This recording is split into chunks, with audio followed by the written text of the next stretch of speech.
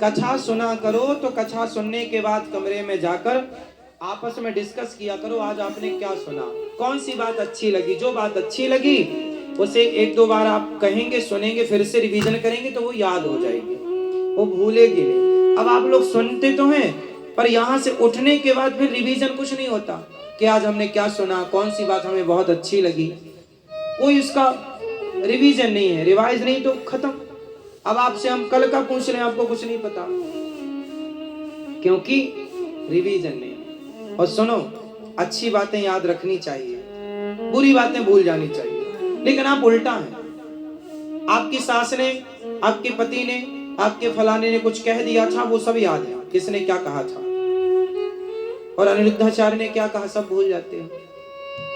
हमारी बातें याद रखा करो, दुनिया की बातें भूल जाया करो। पर आप हमारी बातें भूल जाते हो, दुनिया की बातें याद रखते हो, यही तो परेशानी है। अच्छी बातें याद रखो और बुरी बातें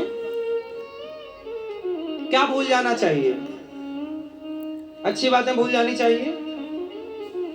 डॉक्टर कौन सी भाषा समझता है, बताए थे ना, ब्लड की भाषा, खून की भाषा।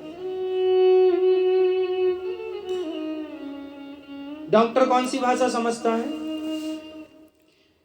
आपको कोई भी बीमारी होगी तो डॉक्टर आपका खून निकालेगा, लैब में भेजेगा और वहां से ब्लड टेस्ट होगा, उसमें सब कुछ निकल आता है। डॉक्टर आपके ब्लड की भाषा समझता है कि आपको कौन सी बीमारी है, कौन सी होने वाली है, कौन सी हो चुकी है, कौन सा, मतलब ब्लड में, ब्लड रिपोर्ट में सब कुछ आ जाता है। क्यों जी, सही है। तो डॉक्टर को कुछ कहना नहीं है आपसे, डॉक्टर को कुछ करना नहीं है, उसने तो ब्लड निकाला, उसने चेक कराया और सारी रिपोर्ट उसके सामने है। आपके पूरे शरीर को पढ़ लिया उसने ब्लड के माध्यम से, हाँ या ना, बोलो हाँ। डॉक्टर ने आपके पूरे शरीर को पढ़ लिया ब्लड के माध्यम से। उसी तरह जैसे डॉक्टर ब्लड की भाषा समझता है, ऐसे मेरा कन्हैया आंखों के जल की भाषा समझता है। जब भक्त उनके लिए आंसू बहाता है तो आंसू जब गिरते हैं तो वो आंसू भगवान उन आंसुओं को पढ़ लेते हैं कि मेरा भक्त क्या चाहता है, क्या इसके अंदर है, कितना प्रेम है, क्या है ये भक्त। इसलिए भक्त भगवान की यादों में रोता है, क्योंकि रोता है तो आंखों से आंसू निकलते हैं और भगवान वो आंखों के आंसुओं की भाषा पढ़ते हैं।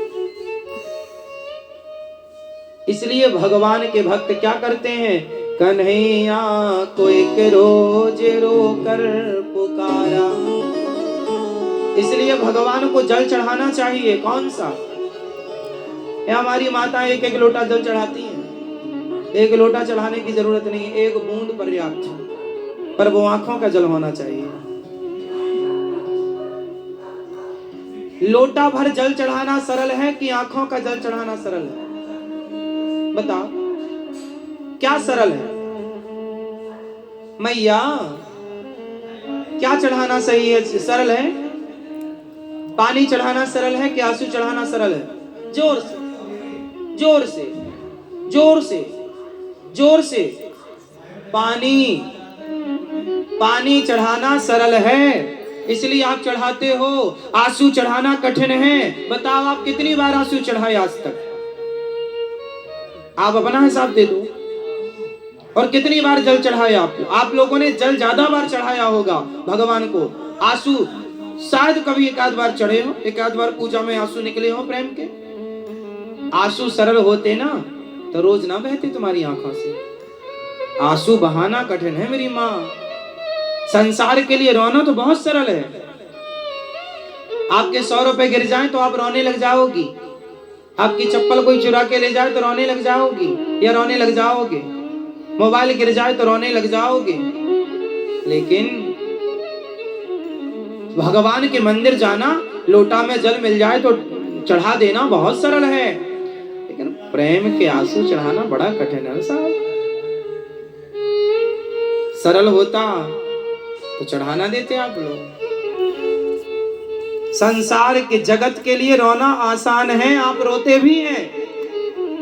आपके कोई जरा जानने पहचानने वाले चले जाए ना तो आप रो रो के भर जाते हैं, घर भर देते, इतने आंसू, इतना रोते हैं।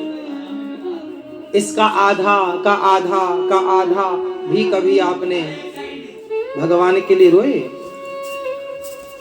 नहीं रोते। क्यों नहीं रोते आप लोग?